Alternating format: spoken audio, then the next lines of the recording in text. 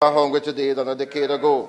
Farmers are struggling, inputs are expensive, imports are rising, and still no clear plan to feed our people in a time of global instability. This is not just mismanagement, it is a failure of vision that Jamaica can no longer afford. We need bold, courageous, and competent leadership to move us from crisis to resilience. We need leaders who understand that energy, climate, and food are not separate issues, but the backbone of national security and development. Our party, with the member from South St. Andrew as our leader, we are ready to take charge of this government.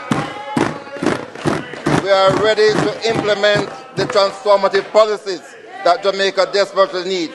Not tomorrow, not next year, but this year. This is not the time for small thinking. This is not the time for empty promises. This is a time for change in order to progress real growth. And only the People's National Party has the courage, the plans, and the political will to deliver that change, so that our children inherit a country that is sustainable, sovereign, and secure. Madam Speaker, time come to champion change. Let's support to make a future.